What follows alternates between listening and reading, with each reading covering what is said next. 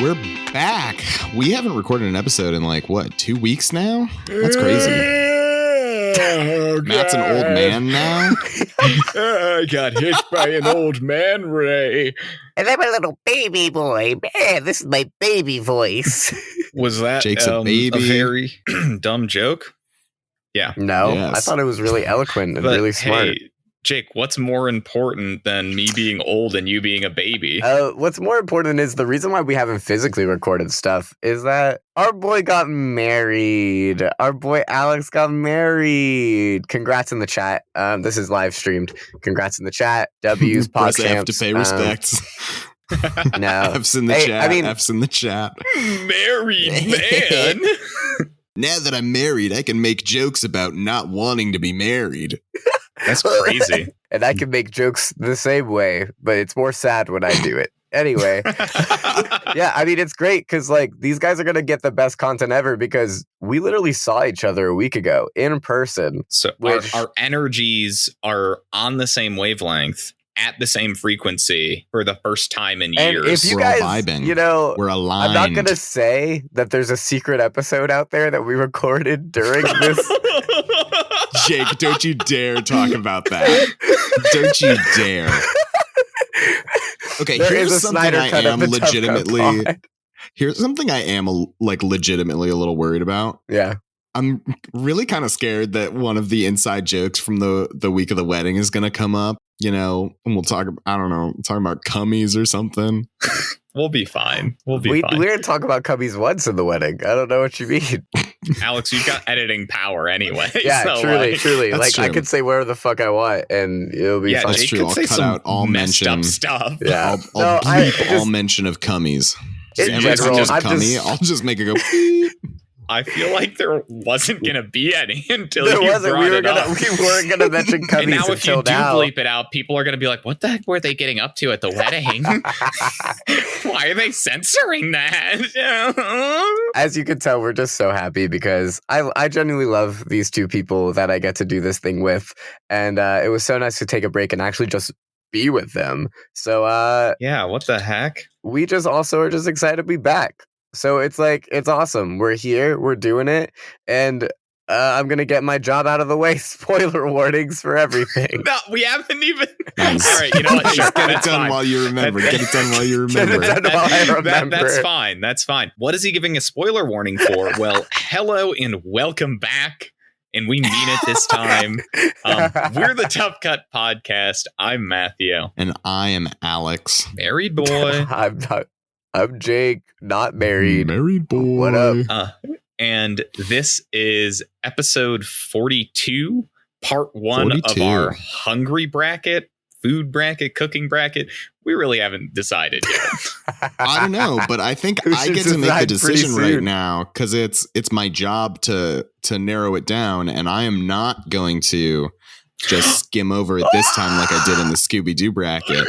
I held my hand up in the frame of our Zoom call and they saw my wedding band. It's so nice.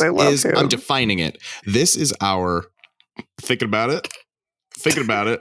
This is our fight song hungry bracket. We'll just hungry bracket. Movies with food that make me hungry is how I'm defining this bracket. And if movies that they picked don't do this, that's their problem, and they can do next with week it. is gonna fucking suck for me. Yep. Movies that make Alex hungry and have scenes of food. I'm so screwed. Hey, spoiler warning. Hey, we can change it. We've still got time. We can change it. This is the hungry food bracket. No, I like that you set your own standards, and if we've showed anything from the Tough Cut is that we ignore a lot of standards that everyone puts. Well, okay. So here's the thing. Here's what I think is fair about me just declaring what this bracket's about. I only had 2 movie choices this bracket, and I picked 2 movies I've never seen before. So I don't know if my movies fit the theme. We'll see. Yeah, that's fair. And if this is your first time with us, We're the Tough Guy Podcast. We pick themes, put I'm movies Alex. into a bracket, and automatic response, Pavlovian. And we discuss, argue, fight, whatever word you want to use, our way to the best of that theme. This is a messy opener, but we are just in such high spirits. We gave so much lore in the beginning of this episode. We gave so much lore. Be a this weird is episode for you to start long, with now. Long time. We're at episode 42. If we don't have people who know what happened in episode 7, they're dead to us by now, right? I've made an executive decision. I'm cutting out all mention of cummies from the episode. Okay, that's your no one else is gonna say it. Boo, I just wanted to cummies. make an announcement. So I'm that gonna way if throw out anyone cummies else, for every is like- substantial thought I have. if anyone was like planning on making a really good cummy based joke, just know it will be cut out. Just want you guys to know that. Sorry, can we start hope again we in like get- an hour? I got to rewrite my script. This is all improv. It's improv. We Sorry, don't it's improv, right. it's improv. With that, coming at you in today's episode, because Jake already gave a spoiler warning. Cummy, Spoilers, sorry guys, spoilers, spoilers. We're gonna spoil so much stuff. We're gonna spoil cubbies apparently. Coming at you in today's episode, we've got Coming at Ratatouille you. versus The 100-Foot Journey and Chef versus Big Night. This is also the first time we've recorded at night in a very long time. Yeah, that's probably why we're so feral. Hey, guys who are at my wedding. Big table 7 energy right now. Am I Hey, right? table 7. That is table 7 energy, honestly. Yeah. Nice. I love table 7. I'd die for cool. those people. So let's. Hey, Jake, do you want to start by introducing Ratatouille, Ratatong, Ratpatootie? Bless my soul. I really love that rock and roll. You want to know a fun fact about the wedding? I still don't have my voice back. I do. Nice. I do. I don't have it back. It's still been messed over. And on that note, Ratatouille. I pitched Ratatouille 2007, directed by none other than Brad Bird. This is a movie about a rat who dreams big about wanting to be a chef. And he gets flushed in the French, countryside, and he ends up in Paris. And he ends up in the hands of some schmuck with really good heritage, nepotism. He ends up in the hands of nepotism.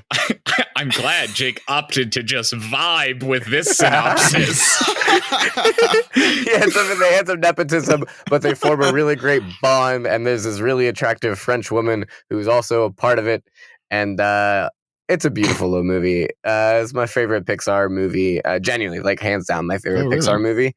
Fair. I mean, close runners up are like Wall-E and Inside Out. But I almost said Inside. I was like, no, Bo Burnham didn't do a Pixar film. No, but genuinely, I think Ratatouille, like, it has one of my favorite scores, like, ever, like, in whatever. Matthew's laughing now, so I don't even know what to do with my life. I love Ratatouille. What do you think, Alex? I love Ratatouille. The thing that always stands out to me about Ratatouille is the end of the movie. I think it has the best conclusion of any Pixar movie.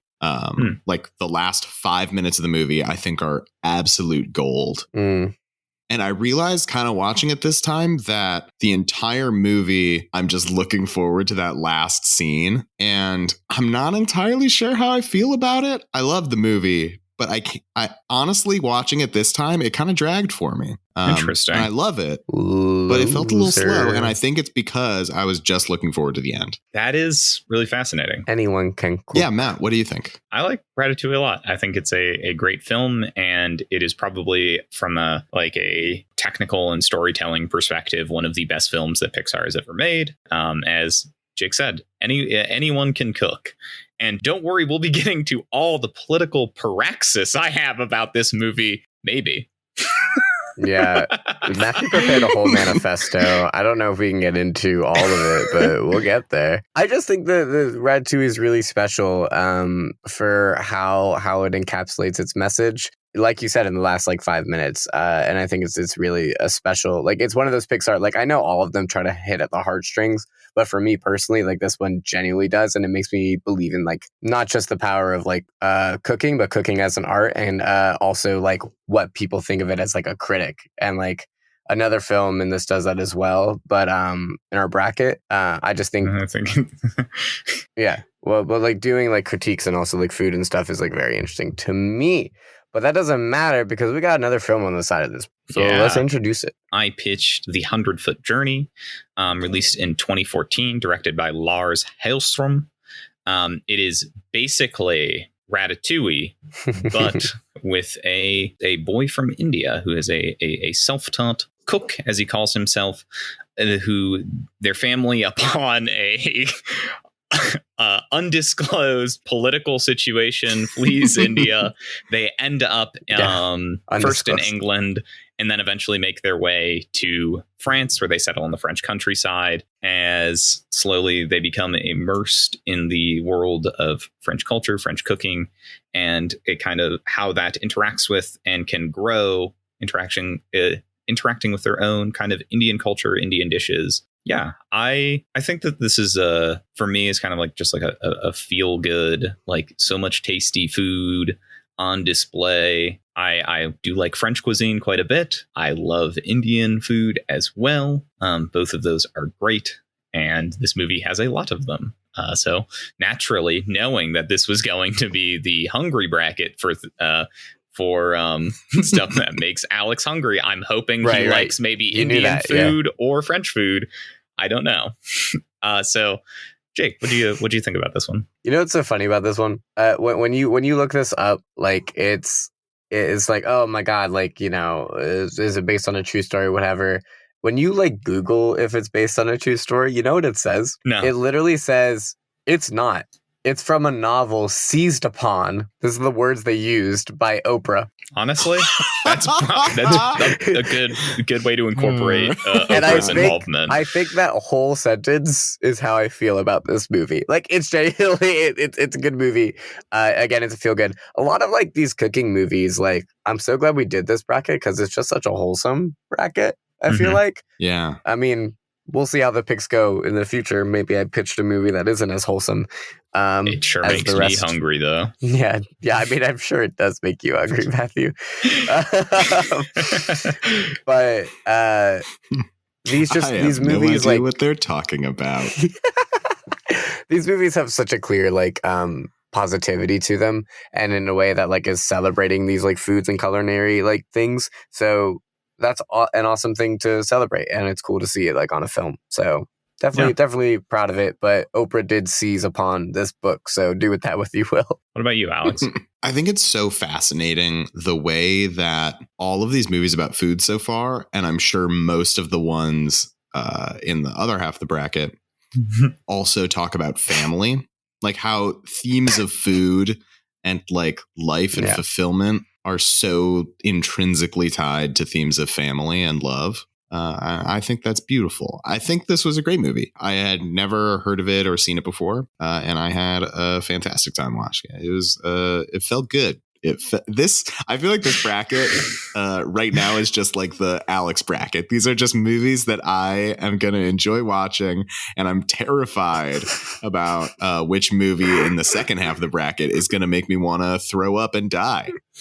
It probably will make you want to feel both of those.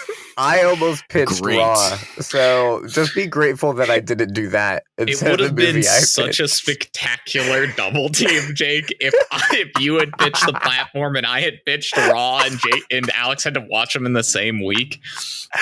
Oh boy! Wow, that would have been. We love you too much. This is the I love Alex bracket because we didn't torture you with that. So nice. Yeah. So getting into talking, I know Alex kind of opened up the discussion talking about both of these films. Right. Building on that, something I did not realize until watching these in like quick succession is how much both of them kind of build to or incorporate the message of anyone can cook, forcing the French establishment, specifically the French establishment, to question their own beliefs on the subject. Which, let's be honest, that's the most accurate out of both of these films, right? This is true. Come on. If there's one thing you take if away it's not Oprah from seizing on you, it's going to be the French. Yeah, that's true. Which I think is just kind of wild that that's the case. You know what's crazy? Ratatouille did it first. Well, the novel was written. Actually, what year did Fucking Ratatouille come books. out? 2007, baby. 2008. Let's go. I was gonna say, I think the book came out in 2008. So Wow, wait, I think the book is actually based on Ratatouille. Honestly, I wouldn't be surprised. Wait, oh my god, guys, you know what I just realized? If you rearrange the letters in Hassan, it spells Remy. wow, Holy shit. If you like move the lines around and stuff in the letters, you can make it and spell just Remy. like make new letters. Yeah. Did you know if you make whole new letters with this other name, it sounds exactly like this So- other name? Let's talk Did you hunger. know Let's that? talk. If you didn't know how to read and you saw the letters spelling out Hassan and you saw the letters spelling out Remy, you wouldn't know which one was which. Hey guys, Did you this know is if you're this is fucking French and you this is going to be something we're going to tweet out. It's going to be only for people that can't read anything in kanji. and we're gonna tweet it out? Oh, yeah, we're going to tweet it. If you can't read kanji, it's for you. We're going to tweet out Remy in kanji and Hassan in kanji, and you're going to tell us which one's which. Well, doesn't Twitter have text to speech? Isn't that a thing on Twitter? Translation or something. You could translate it. But our audience isn't a bunch of cheaters. Yeah, though nobody has tried to compete with my speed run of Godzilla Destroy All Monsters. Nor have we gotten enough tweets for us to read the Sonic script. Though, I think we're at 5 now. We did get another during the wedding. A couple during the Wow, wedding. so is this the most lore-heavy episode It is. of the If Tough you Guy are starting with podcast? this is bad. You should turn back now. The graveyard of dead bits is at it again. But to the question I was about to ask, since this is the hungry bracket and we've got 2 chefs here, Hungry. based on the food we see them preparing, their styles of cuisine, who are you going to? Who are you going to order from? Look, it's Remy. And I know this may not be the most sanitary option. He does wash his hands. He does wash his hands. And they make it an important note for him to wash his hands. Because I bet as soon as they pitched this movie, some asshole in the producer's circle was like, I'm going to eat a rat fucking you for my fucking meal. They make a point of showing him wash his hands frequently. And make a point for when he gets the other rats to join in, they wash their hands as well. Do we think we're being manipulated by Pixar for that? Oh, in what way, Matthew? Yeah, what do you think? Elaborate. Do you think they're trying to push the big rat agenda? Trying to say I think rats can wash their hands? Then why can't we wash our hands? Curious, isn't it? Oh, God. Matt's got another conspiracy. Matt and his conspiracies. For me to chime in on the question that I asked.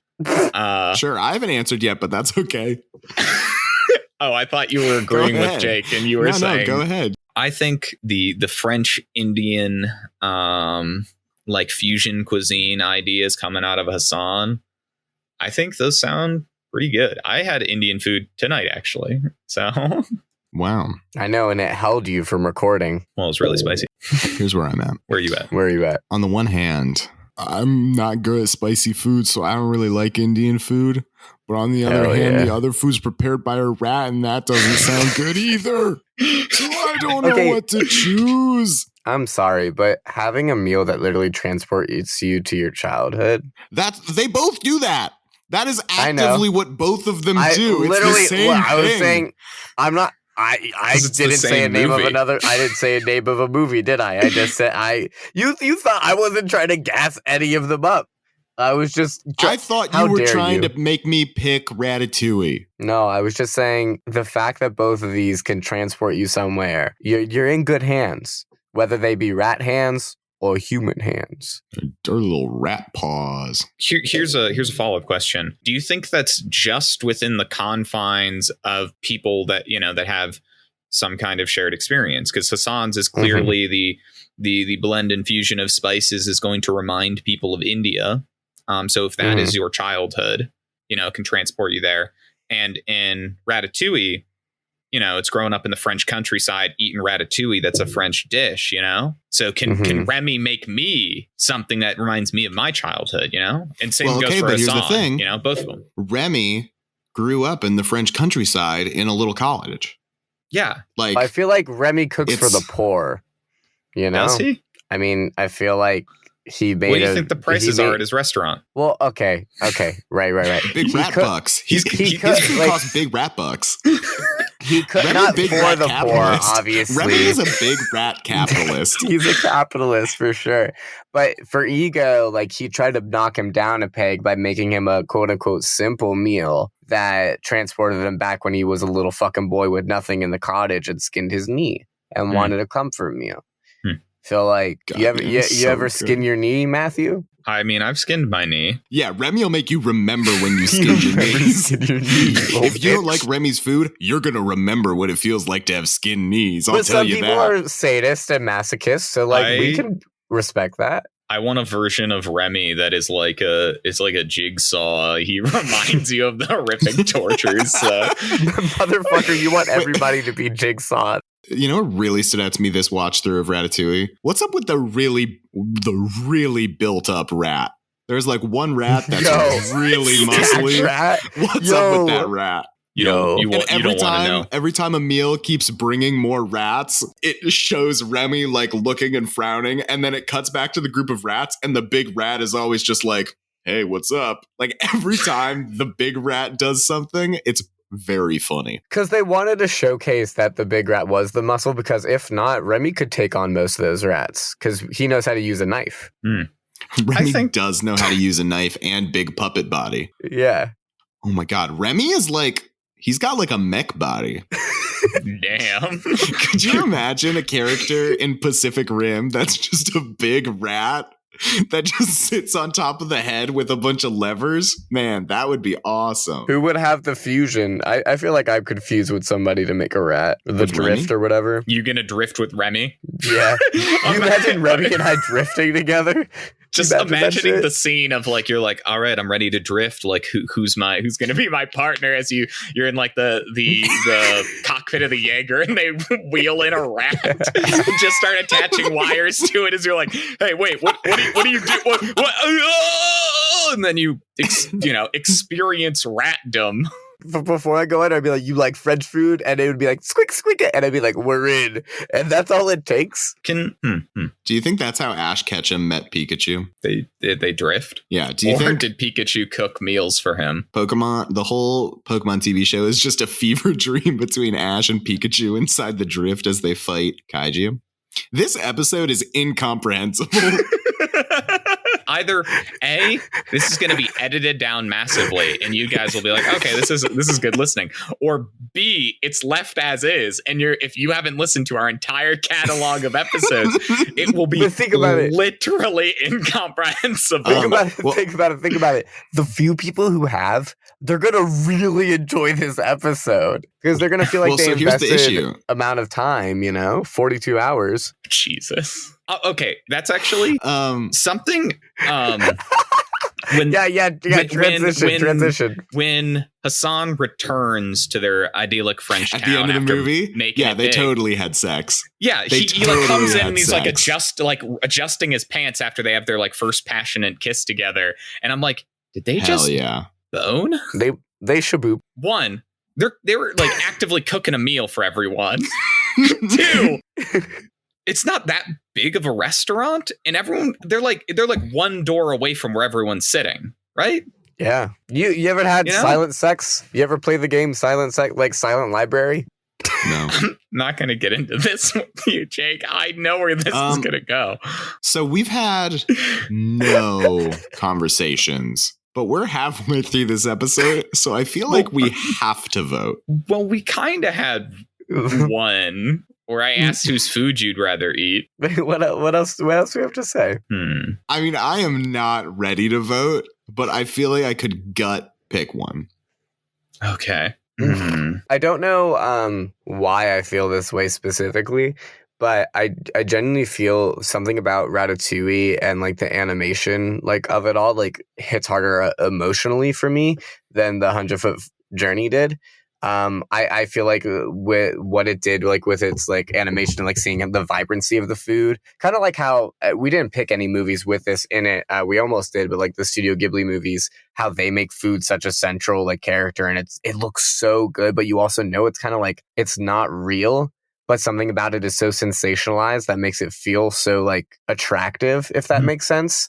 And having an animated movie like with Ratatouille, I felt like similarly, where it's like I genuinely wanted to be a part of that, but it was like a way. And with 100 Foot Journey, like, yeah, it was good, but something about the food in Ratatouille, for lack of a better word, felt more emotional in Ratatouille. So I don't know how you guys feel about it, but that's, my substance thing that I can say. I do think there's this element in Ratatouille where animation gives them the opportunity to like amp up some of the visual elements that come with food. Like that, the actual Ratatouille that they make is like crazy high contrast, super vibrant colors. Like you will presumably never be able to create an actual Ratatouille that looks like the film. Yours will be much duller, much like more real life stuff, which is one of the, I think, fortunate pieces of the medium of animation that they can play with, especially because I think there is this really powerful, consistent visual style going on in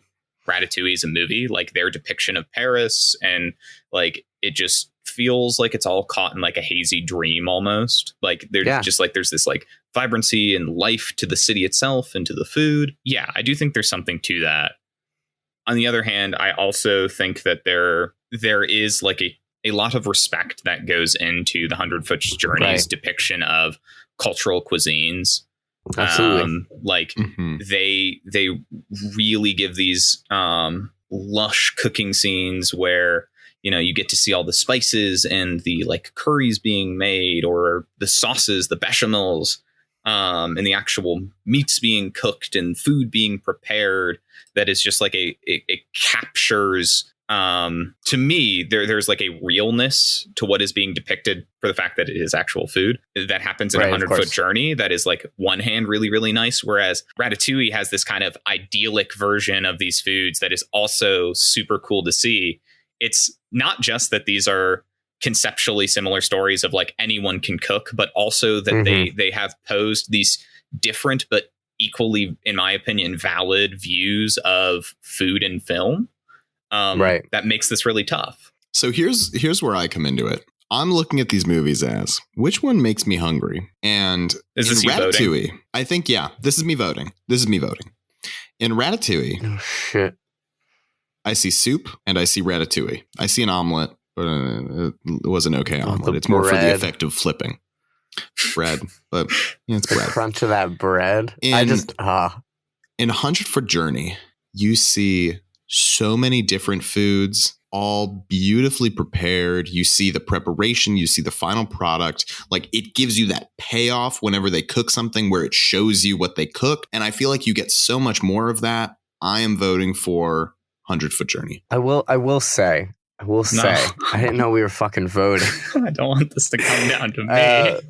But it sucks. I will say the reason why I'm going to vote for Ratatouille, if that's what we're doing. But also, I feel like because of the way our conversation's gone, I feel valid in explaining my vote a little bit. It's a weird episode. Not only like does it feel like more emotional and more, something about it like sticks to me, I also think the relationship between like critics is something that I feel like is very interesting in talking about food. It isn't just about the food, but it's about how other people perceive it.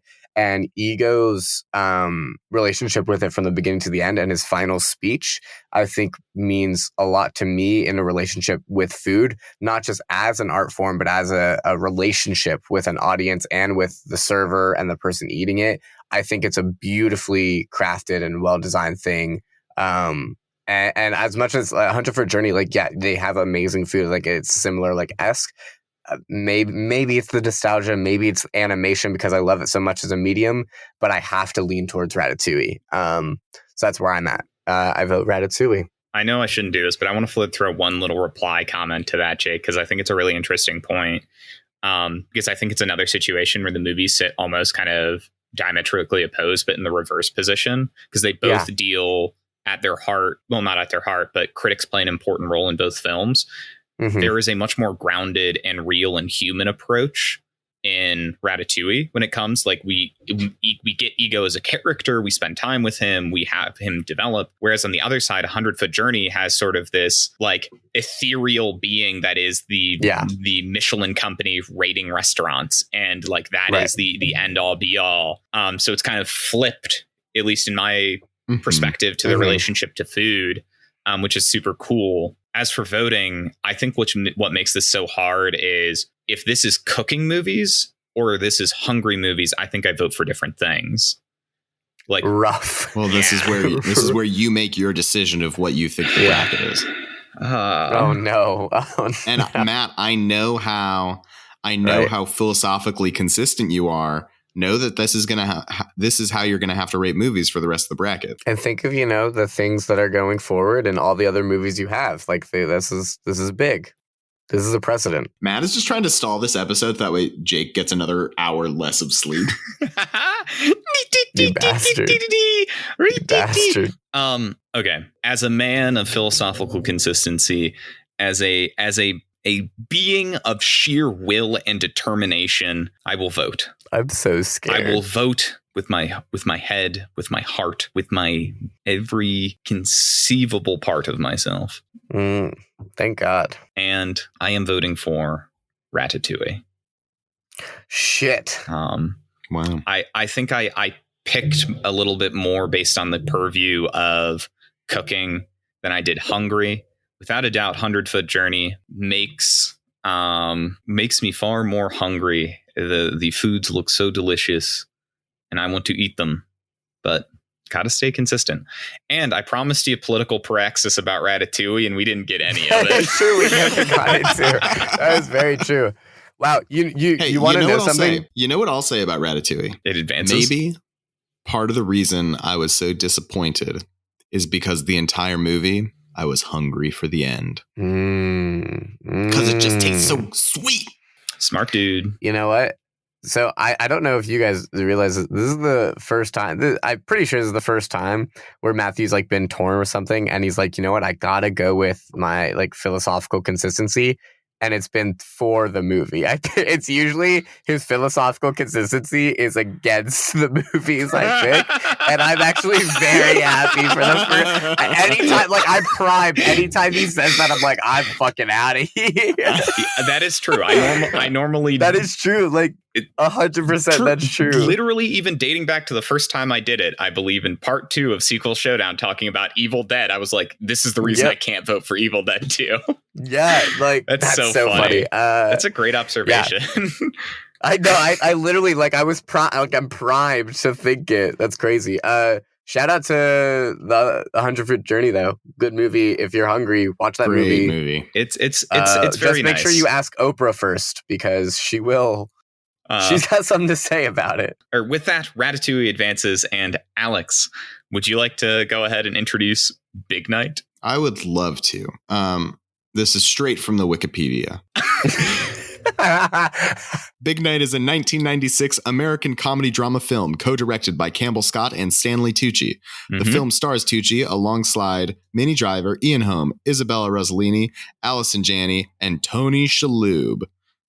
This is where I will depart from Wikipedia. Stanley Tucci and Tony Shalhoub play Italian immigrant brothers who opened up a restaurant and are torn between being financially successful and stable and respecting their heritage and the food that they have always made. It's a really great movie. They try to save their restaurant with one big night where they hope to get big and famous as a restaurant by feeding musician Louis Prima. Nice. And things happen.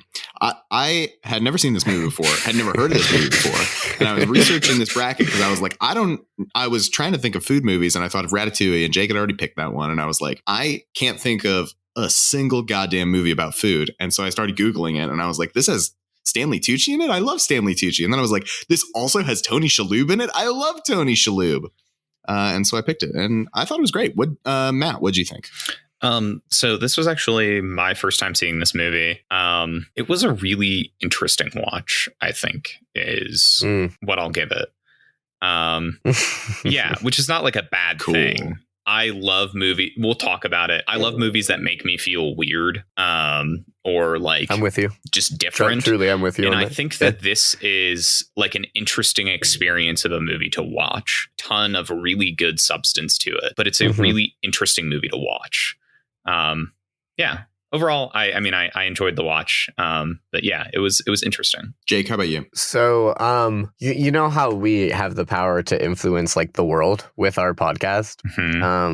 Like genuinely, you know how like all of a sudden when we do a bracket or whatever, like either a new movie pops up, or like all of a sudden I got sent like so many Scooby-Doo memes, like because of our Scooby-Doo bracket, like they were like popping off and like shit like that. When I was en route flying to the lovely Alex's wedding, I for some reason I felt compelled to pick up the magazine, the in-flight magazine, and in it was all about Stanley Tucci. And it was his all new about cooking show, his cooking show and his cooking journey. And I was like, shit, I have to read this because I knew this movie was come up and I wanted to brush up on my Stanley Tucci. A great sentence. His culinary journey is awesome. And it's honestly for both of these movies coming up, on the other side, Chef, like the same way. But like, like he literally got like cancer and lost his taste and had to like reteach himself how to eat to get like the taste because cooking meant that much to him and all this stuff.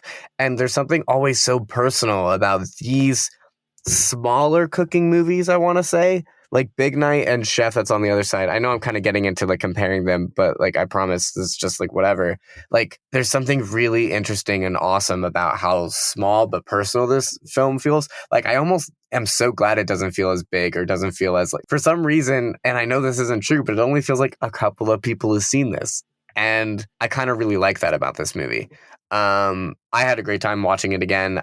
This was a movie, I call this a dad movie because my dad would always have random movies on in the background and late at night where you just want to watch a movie and you'd be kind of snoring, kind of like watching it. And like, he picks it based on like people he likes. And I know he likes Tony Shalhoub. And so like, this would just be on and be like, that's funny. And like, so I'd watch it. But yeah, I genuinely liked it. Had a good time with it, Alex. Thank you for putting it on there, even though you've never seen it. It was a calculated with that, risk. On the other side of this, I kind of already talked about it a little bit, but is the movie Chef. It's directed by Jon Favreau in 2014. This movie is about a chef. He's like in a creative rut and he feels like he needs to like empower himself, but a reviewer comes in, hates his food because he was forced to stick to the same menu, and he gets into a Twitter beef and he decides to open a food truck to try and revitalize his career, creative prowess, and his relationship with his estranged family. And it's pretty much it. It's small scale, like, it's not big stakes here. I remember randomly watching this movie because my dad randomly had it on and I decided to watch it. And I just thought it was such a sweet, random little movie with these people that I thought like were so familiar to me. And they're doing their personal things, and Jon Favreau like has a very personal connection with this. And who knows, maybe it's my love of New Orleans as well that I love this film because how much like it like loves New Orleans in this film. But I just think it's such a genuine small slice of life movie, and I really like it. Alex, what do you think? So I don't think I'd seen this movie before, but parts of it were very familiar to me. I felt like I'd seen it or seen parts of it. I honestly might have had a similar experience where my dad was watching it and I like thought parts of it. That sounds very familiar.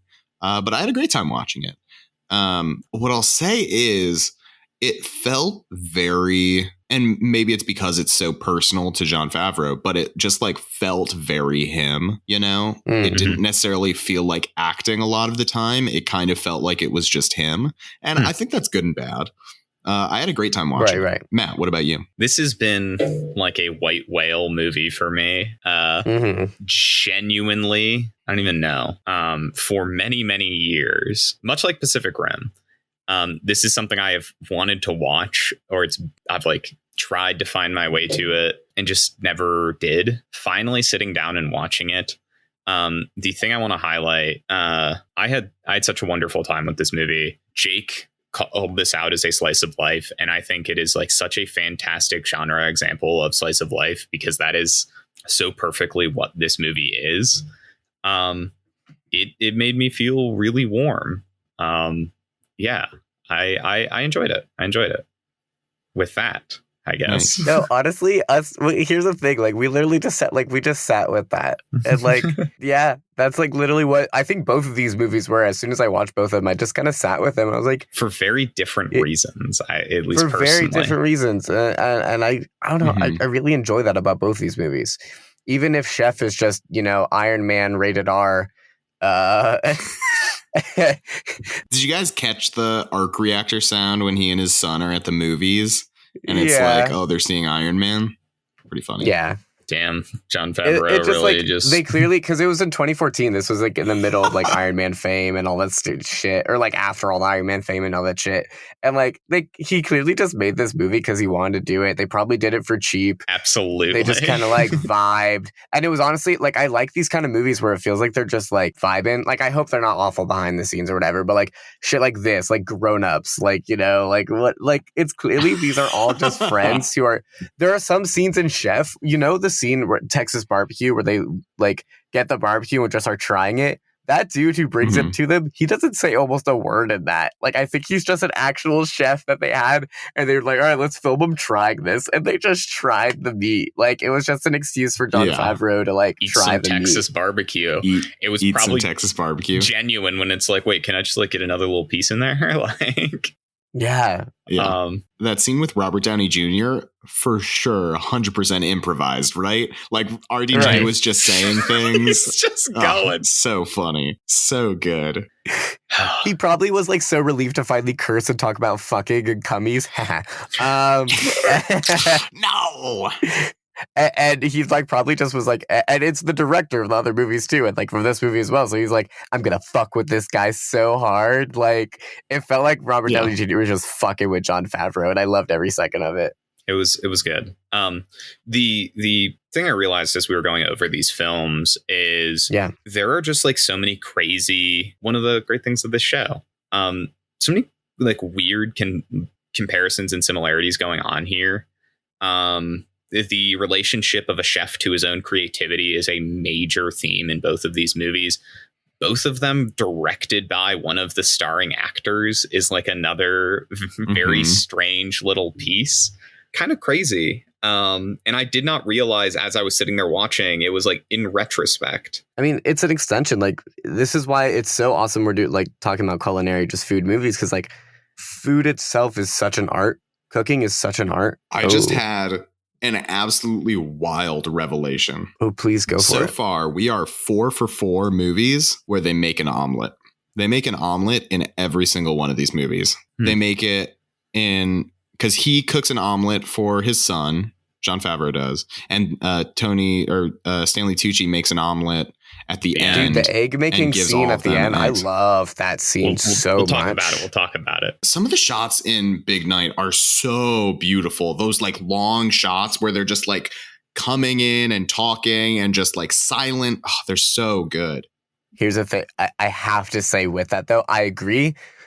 The stupidest shot of that movie, the stupidest shot, the whole lamp scene between him and Ian Holm, where the lamp's just in the face and they keep cutting between the lamp.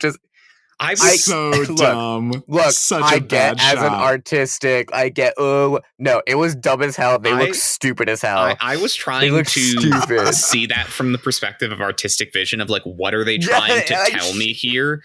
Especially because towards the later portion of the scene, they actively like, you know, the guy like moves the lamp and then they're like, it changes the dynamic of how the shots are framed. I'm like, what are they trying to tell me by doing this? And I'm like, they're not on the same page. They're not seeing eye to eye. No, it was just dumb. And for a film that is like has those scenes that are really cool, those long standing scenes, like you said, awesome. That was the stupidest shit in the world, and I thought it was I hated it. Took me so out of it. That shot's really dumb. Yeah. Yeah, I feel like it's very interesting because the movies have so many similarities, but I also think they have thematically some key differences. Yeah. Because, Jake, you've talked about this several times already, but how Chef really feels like Jon Favreau wanted to make this movie, so they made it. Right. Big Night to me feels so personal and purposeful. Absolutely. The story of Italian immigrants coming from Stanley Tucci, because I think he was born in Italy, I believe, or either that or he's first generation.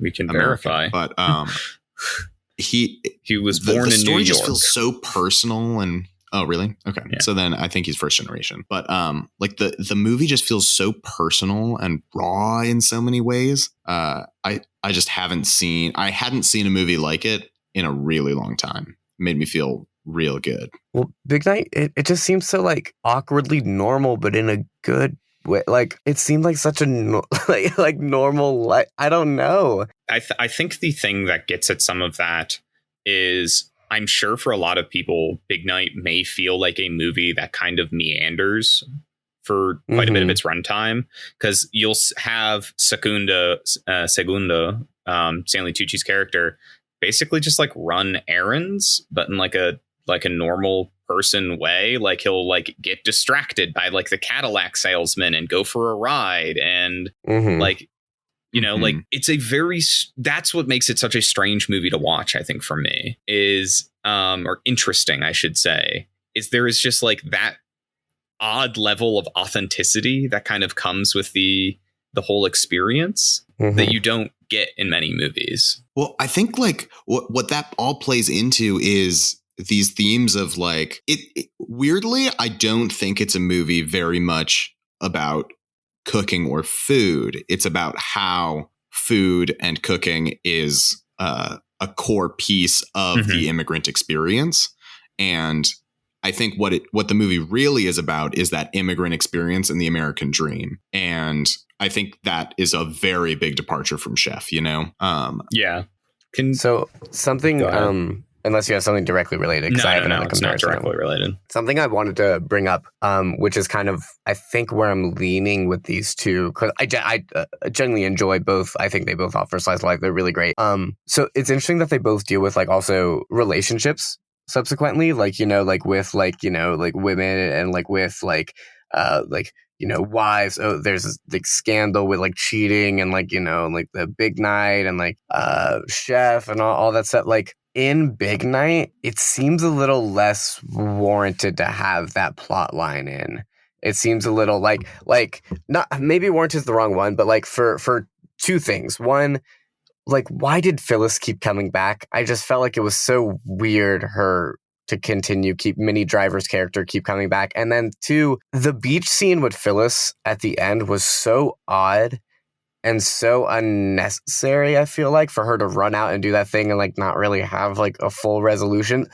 I feel like it was just a tool to get the brothers to fight on the beach. And that was great. I think you can say that to like a lot of the film, though, is like this didn't really serve like a narrative purpose necessarily. I think some of these things serve thematic purposes, which is part of the reason that it's such a strange movie. Alex looks like he is thinking very intently. Yeah, I just think that like with the relationships, like the thing in like Chef with like the wife and like everything, like sure it wasn't also as strong, like I can agree it isn't as strong, but I feel like it was more prevalent because the kid was there, because it was him about his estranged relationship with the kid, and so like it felt more logical to me to have that in there, where like the Phyllis stuff and the other like I forget the woman Gabriella. I thought she was great, actually. I really liked Gabriella in this as a character.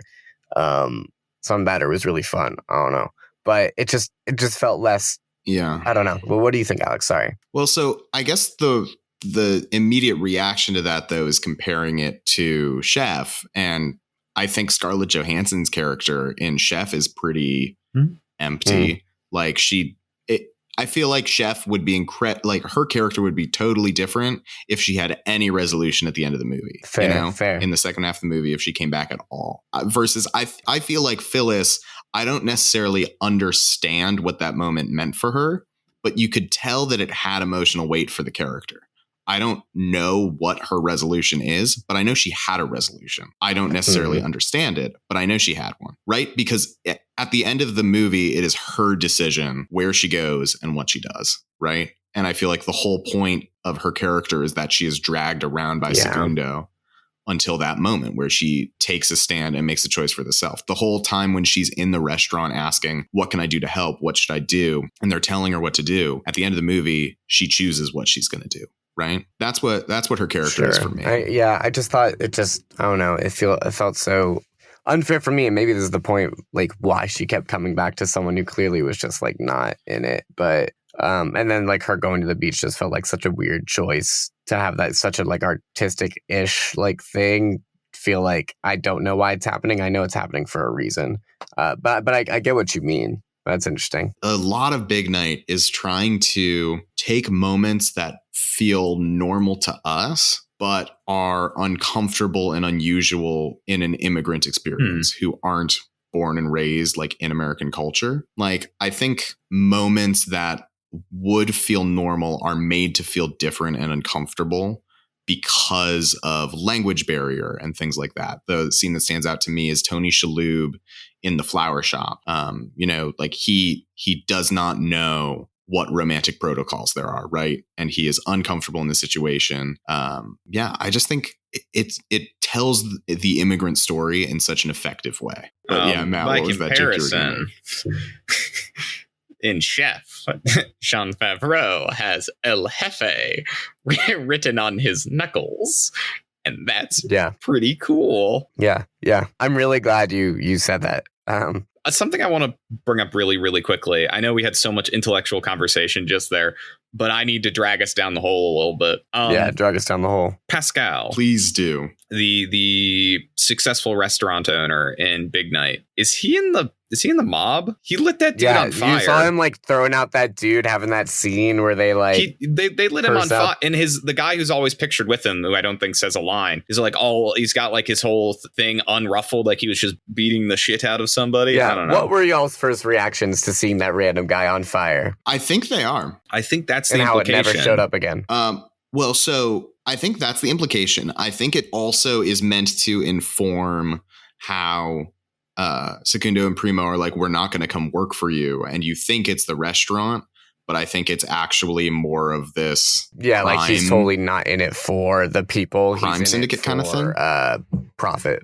We have talked a lot about Big Night, like what it does functionally as a film and thematically as a film. We're a podcast that talks about we make themed brackets, baby. And however you are deciding that theme to mean, or whatever you're deciding that theme to mean, we should maybe touch on a couple of thoughts. The food in Chef, the food in Big Night.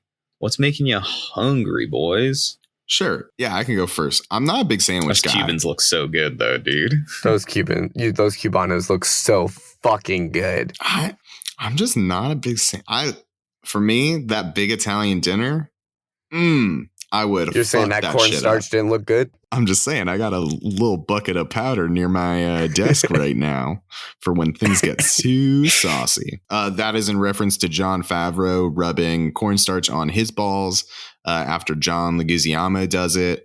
And then he also makes a small child do it as well. He says, "Hey, you want some?" And then there's a lot. And then the two guys who just did it, grown men, and this child who's alone with them in a food truck, who is also the son of one of them.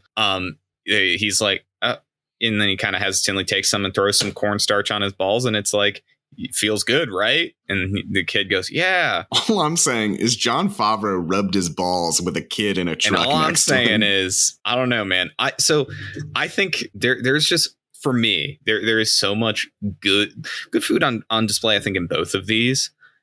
I think Chef with that Texas barbecue, those Cubanos look so good. I think they do a better job. I'm not sold on the food truck beignets. Yeah. Also, that's fair. Also, that wasn't actually Frenchman Street, right? Was it like? They were on a corner off Frenchman Street, but it was. Because I was like, Frenchman. That doesn't look like Frenchman. They shot around where like their original, where their truck was off of Frenchman, but this is us just because we know because we lived there. Yeah. But I was also like, that's not the French Quarter Cafe du Monde. No. The Cafe du Monde they went to was the French Quarter one.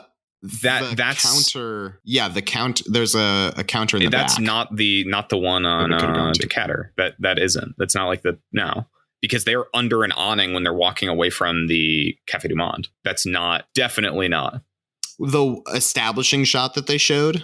Yeah, but then when they're walking away from the stand with the beignets, it's not that one. So I guess Jon Favreau wanted to take two different trips to two different Cafe du Monde. Maybe he did. He just had to get beignets at multiple places. I do think that I do agree that like I think the food in Chef does look better. I also just think the care like in it like maybe I don't know. Jesus. Well, my voice is getting progressively worse through this. I don't know if you guys noticed. I'm not doing hot. He did say his voice hadn't come back yet. I mean, I'm down to vote soon. I'll say, as much as I love Big Night, Chef is a movie about cooking. You know, it's Big Night's also about cooking.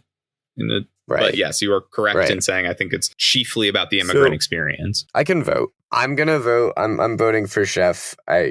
I think as much as Big Night is a really great film, I think it has a lot of inconsistencies that just don't sit perfectly with me as much as Chef does. As we just talked about the inconsistencies in Chef. Not like the physical Cafe Du Monde bullshit. I feel like that's It's just a joke. It's just a joke. Right. I love Big Night. I think it's a better movie, but Chef is about food more, I think. Oh, this makes my job really easy. So Chef. No, I want to hear what Matthew thinks, though. I was sweating. But Matt, what would you vote for? Basically the same reason, Alex. I was going to vote for Chef. I think Big Night's a super fascinating movie. And there's like, it is functionally just a very well crafted movie and a really interesting unconventionally told story, a conventional story told in an unconventional way, I think, through the normalcy of the experience. But Chef is chiefly about, my guy's a chef, he's making food. With that, Chef advances. So that quarterfinals matchup is going to be Ratatouille versus Chef. Lil Chef versus El Jefe. Versus El Jefe, baby. I thought that was cool, man. He had it written on his fingers. Next episode, though, we've got Good Burger versus Waitress and Jiro Dreams of Sushi versus The Platform. Alex, please don't hate me. I love you so much. Don't go into The Platform blind. Don't watch the trailer. Now I feel like I need to watch the trailer. Blind. You should go into it blind. It's a good movie. It's a good movie. Is that because I should have my eyes closed the whole time? The very beginning will get you into it. It's good. It's good. We're playing it up a little bit, I think. It's not that bad. It's good. It's just, I don't know if it's going to make you hungry. Okay. It's a functionally very interesting film. So that's going to be our next episode. So if you want to watch along with us, feel free to. It'll be a lot of fun. I don't know if, Jake, you want to throw a little baby. I mean, I guess. Just a heads up about The Platform. It's an intense social commentary film. So there is some social commentary, some graphic violence. They do go like it's a little graphic. So if you do plan to watch that one, there's a lot of things that they talk about and show that are a little graphic. Not as like I think the broad strokes of like it's an intense social commentary hits it really well. Be wary. Yes. Be wary. I think that covers it. I think that covers it. So thanks for that, Jake. So you know how I'm gonna end this. Wait. How do you? We hope you guys enjoyed the show. This was an incomprehensible episode. If you didn't understand one of the jokes we made, chances are it's a reference to a previous episode. Which one? I don't know. Find out yourselves, bitch. Listen to the whole backlog. Do your own research, bitch. If you want to interact with us outside of the podcast, you can find us on social media at Tough Cut Pod. Come find me. Or you can find us in person in any of the 4 cities that we live in. Wink. Ooh, that's a hint. I was going to say something. If you like the show, follow us, comment, rate on all your favorite podcast listening platforms. We're itching for a couple Apple reviews. I don't know, dude. We're itching. And I think I'm overstaying my welcome looking at Alex and Jake. Itchy. We should go to the doctor and get that itch checked out. Here's the thing. Wait, do you guys have the same itch that I have? No, you want to show me? Do we all have the itch? Yeah. Do you got the itch? Do you got this itch? Hey, wait, one last reference to end it. Take cover, child!